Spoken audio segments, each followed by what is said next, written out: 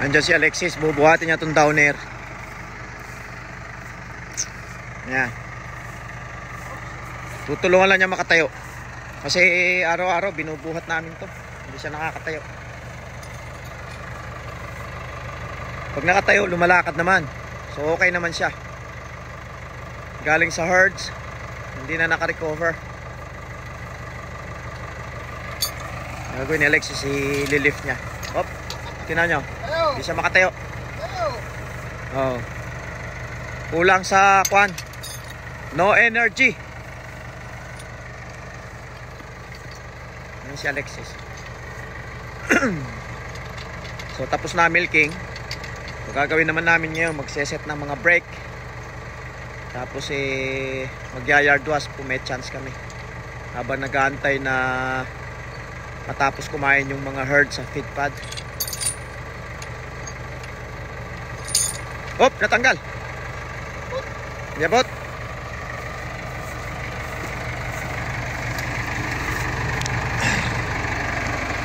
Kakabit natin.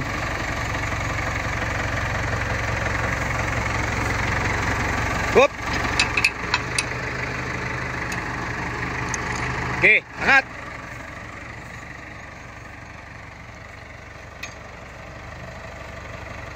Hop, okay na. Hayaan mo lang makatayo. Hop. Hintayin mo lang makarelax. Baba mo na konti. Yan, okay na. Ayos na, ayos na.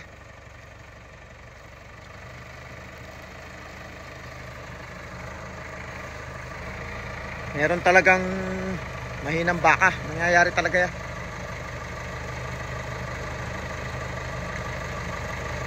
Kaya kailangan tutulungan sila makatayo. Kumakain naman siya eh. Galing na yan sa herds, bumagsak lang.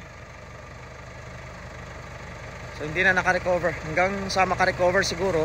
Tapos diretso na dry para tuloy-tuloy siya maka-recover. Ipadala sa truck. Ikakal.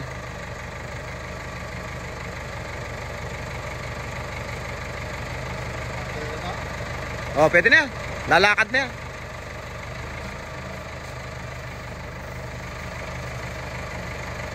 Huwag mo lang tatanggalin na nakahatak.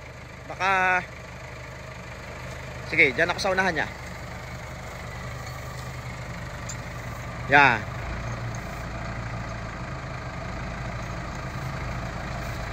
Hop! Lalakad yan. Medyo payat siya. Ewan ko kung galing na sa treatment ito. Hindi lang siya makarecover. So nag-aantay ng chance na makarecover siya. Ano? Payat ano? Matanda na eh. 10 years old.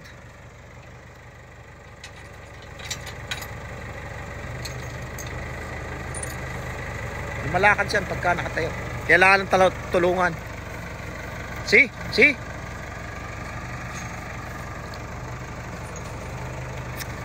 Alright, I'll see you guys around.